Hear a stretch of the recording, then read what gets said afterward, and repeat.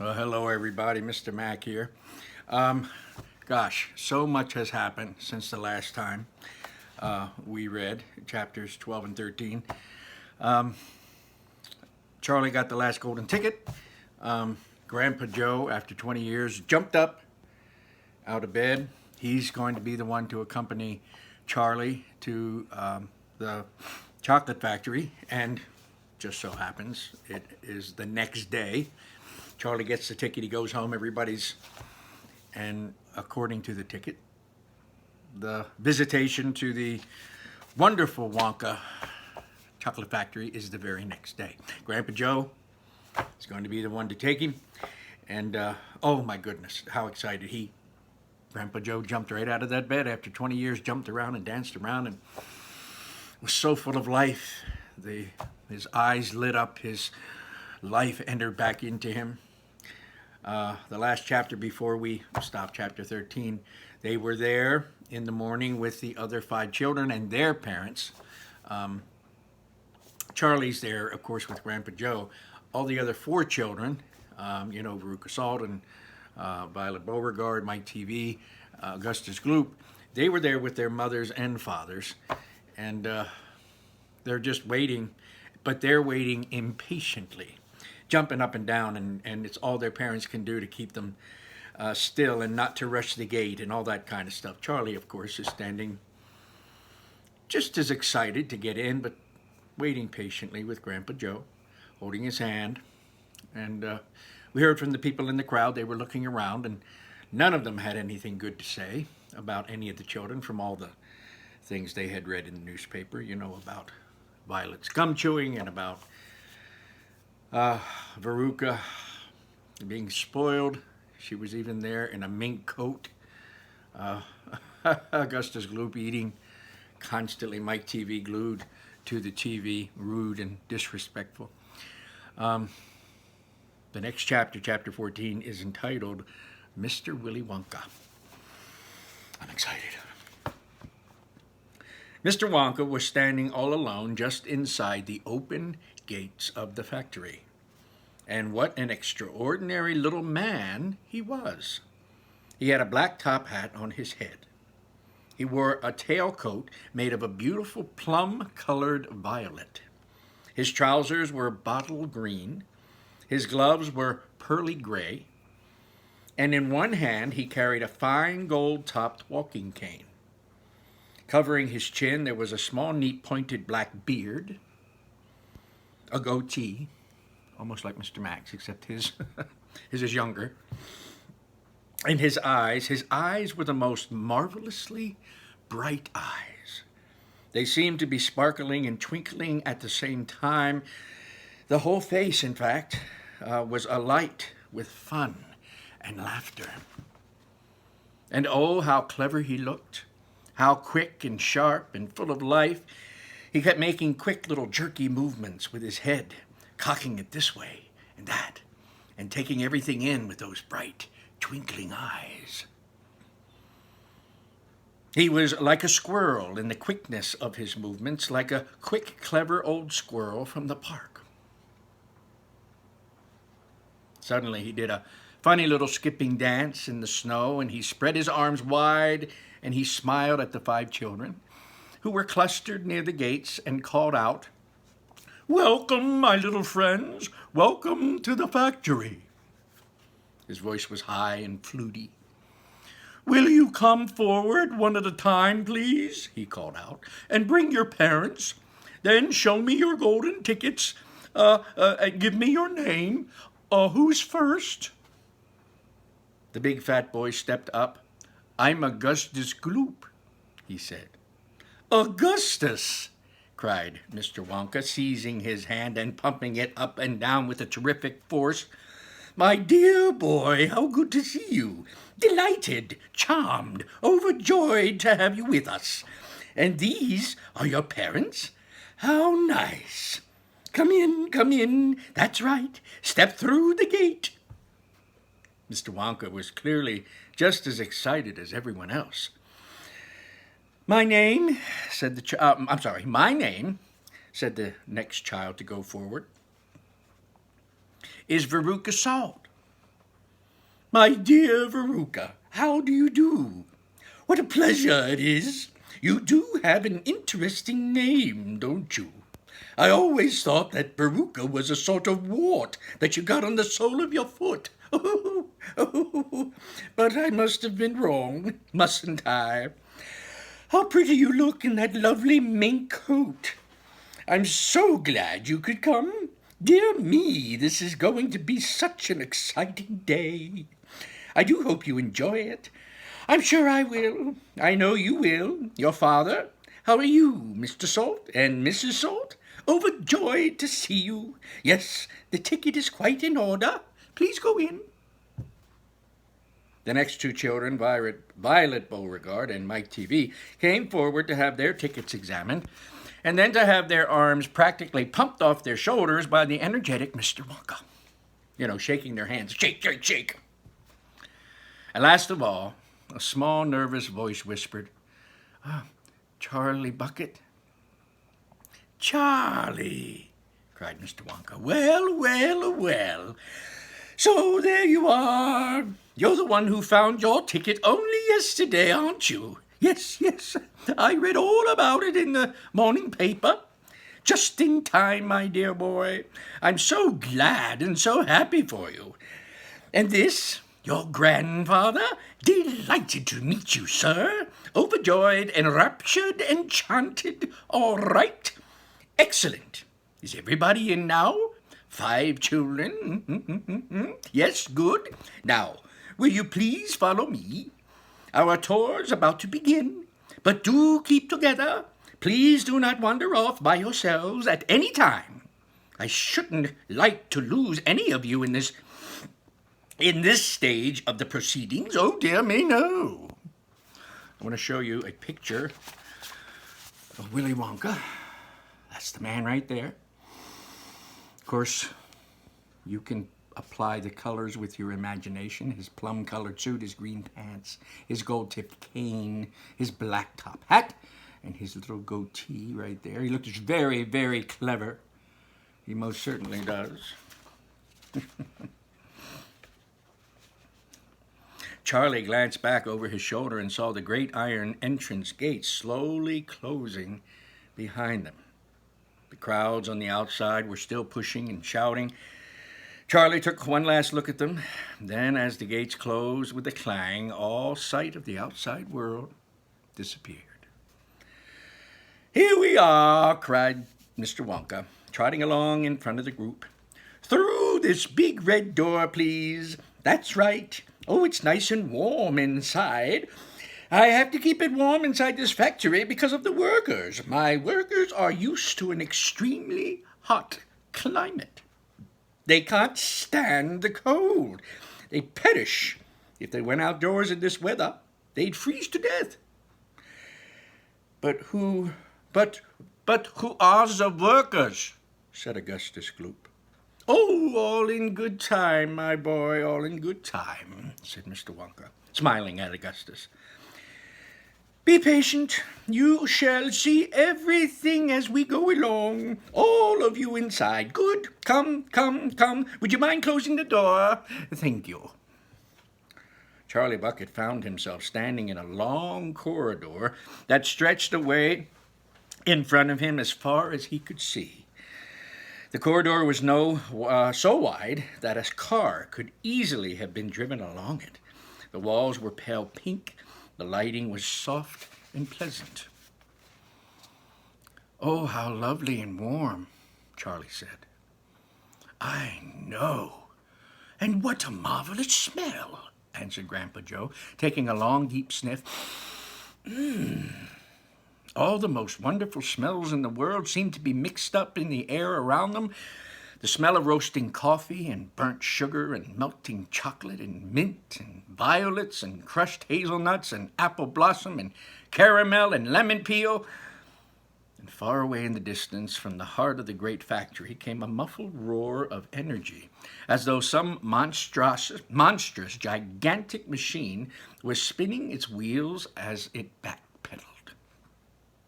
Now this, my dear children, said Mr. Wonka, raising his voice above the noise, this is the main corridor. Will you please hang your coats and hats on those pegs over there, and then follow me? That's the way. Good. Everyone ready? Come on, then. Here we go."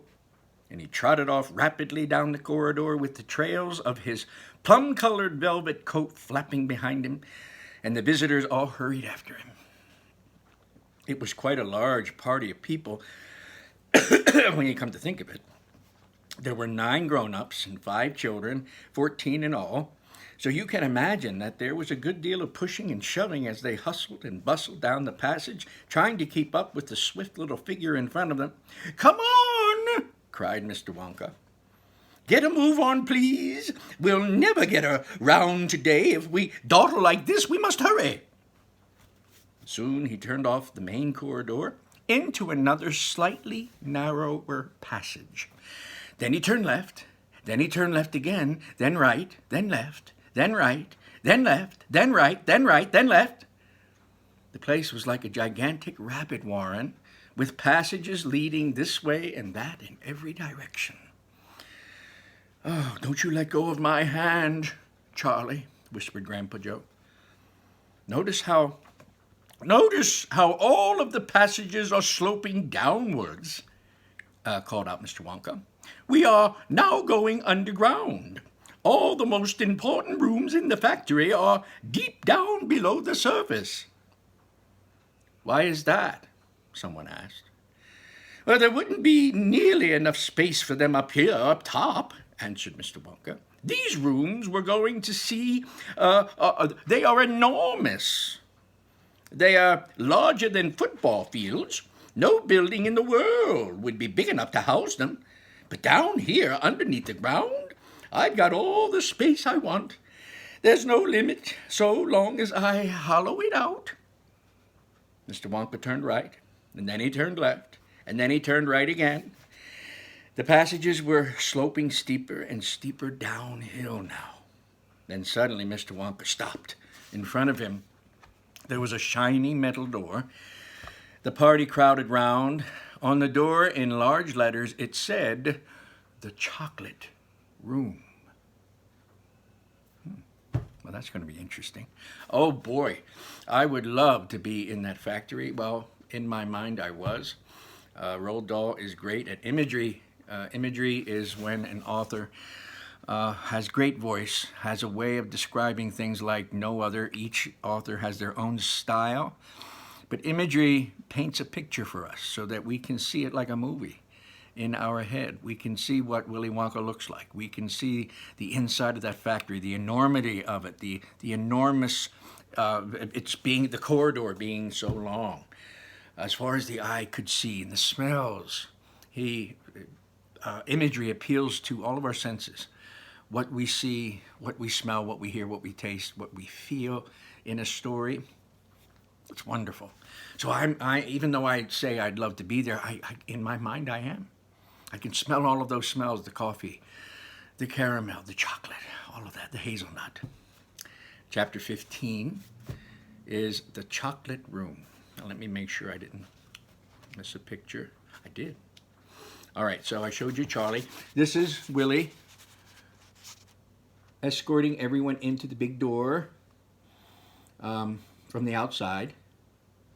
I just love this art, this pen and ink. All right, chapter 15. The Chocolate Room. "An important room, this," cried Mr. Wonka, taking a bunch of keys from his pocket and slipping one into the keyhole. "This is the nerve center of the whole factory, the heart of the whole business. And so beautiful. I insist upon my rooms being beautiful, every one of them. I can't abide ugliness in factories. In we go, then. But do be careful, my dear children. Do not lose your heads. Don't get overexcited. Be very calm." Mr. Wonka opened the door. 5 children and 9 grown-ups pushed their way in, and oh, what an amazing sight it was that met their eyes. They were looking down upon a lovely valley. There were green meadows on either side of the valley, and along the bottom of it, there flowed a great brown river. Now, I want you to try to picture all of this. Use your mind like a movie theater. Now, we're inside the chocolate room. Look down into a valley. A valley is the lower portion, like a place between mountains. So they're looking down into a valley, and on either side, it's a lovely valley. There were green meadows on either side, meadows full of grass or green grass. And along the bottom of it, there flowed a great brown river. What is more, there was a tremendous waterfall halfway along the river, a steep cliff over which the water curled and rolled in a solid sheet, and then went crashing down into a boiling, churning whirlpool of froth and spray. Below the waterfall, and this was the most astonishing sight of all, a whole mass of enormous glass pipes were dangling down into the river from somewhere high up in the ceiling. They really were enormous, those pipes. There must have been a dozen of them at least, and they were sucking up the brownish, muddy water from the river and carrying it away to God knows where. And because they were made of glass, you could see the liquid flowing and bubbling along inside them.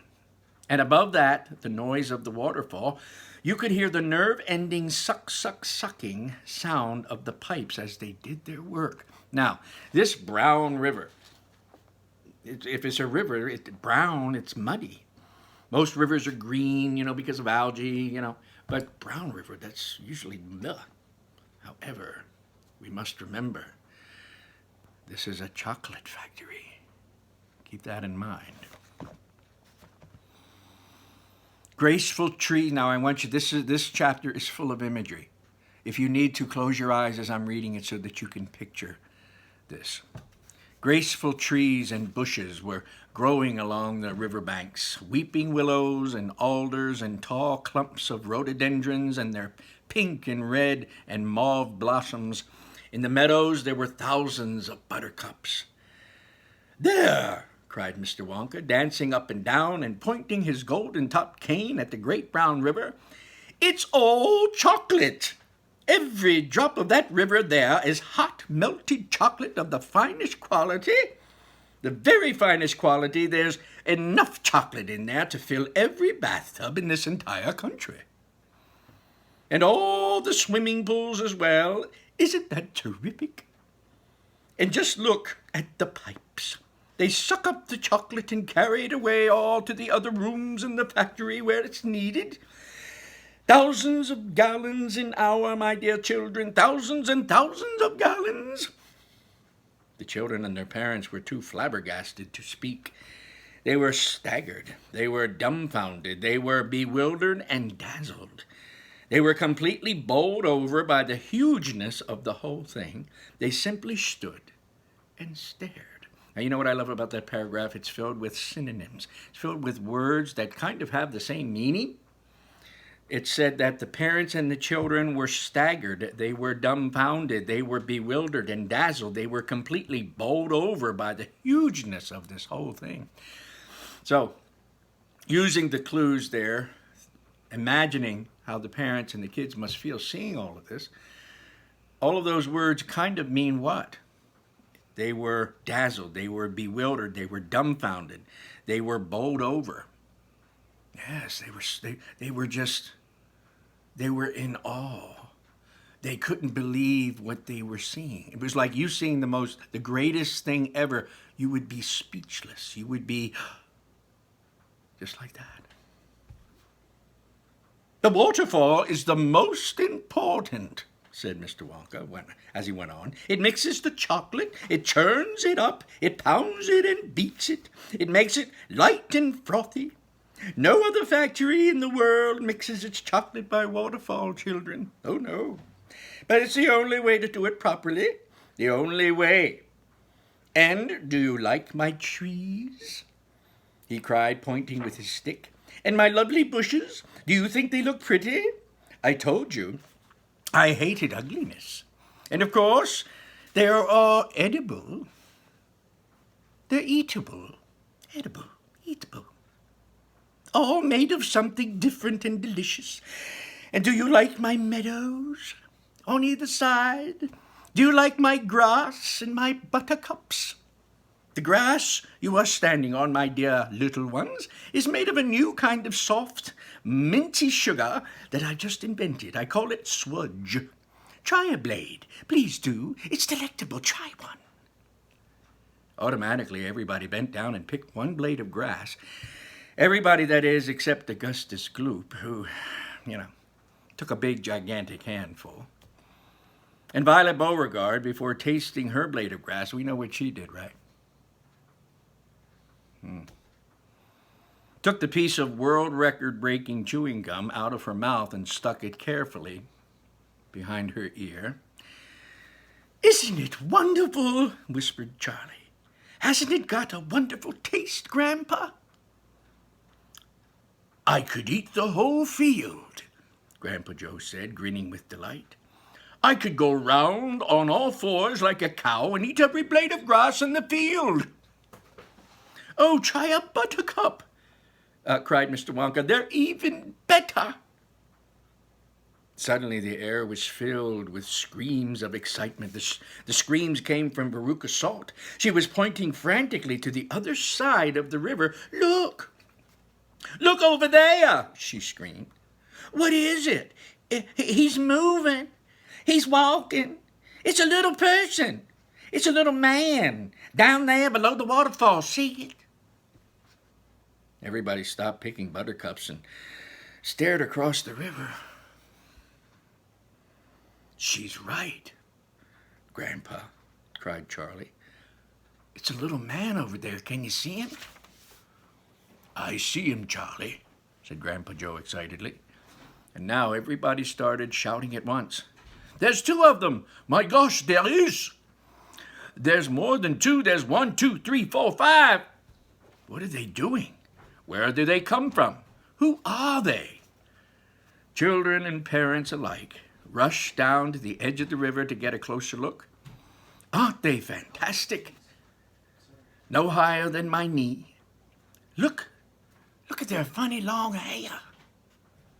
The tiny men were no longer larger than medium-sized dolls. They had stopped what they were doing, and now they were staring back across the river at the visitors. One of them pointed towards the children, and then he whispered something to the other 4. And all 5 of them blurted into peals of laughter. "But they can't be real people, can they be, Grandpa?" "Well, of course they are real people, young man. They're Oompa Loompas." All right, so that's the end of chapter 15. That's the end. That's the end for today. This is a picture of course, the waterfall and the meadow inside the room with all the what looks like vegetation, flowers and trees and whatever. And it's just all edible stuff, things that the kids can eat, all made out of special candy. Then, forgive me, this is a picture of the Oompa Loompas laughing. They looked across the river back at the people and the kids, and one of them said something to another one. They all started laughing. I wonder what they were laughing about. Don't know. But anyway, so we've met the mysterious workers. Well, we can guess they're the mysterious workers. The rumors around town and the mystery of who is running the factory, shadows of little people in the windows. Well, here's evidence that there are certainly little people. No bigger than dolls. Grandpa Joe did say that he had heard that the little people came up no higher than his knee. So, anyway, chapter 16 is called the Oompa Loompas. So, we'll find out about that next time. Take care. Good to see you. When you go out, stay safe, stay masked, keep your hands away from your eyes, nose, and mouth. Do something creative. This weather today was kind of hot and muggy, but, with your parents' permission, of course, go out and have some fun, get some fresh air. Take good care. I'll see you next time. Bye-bye.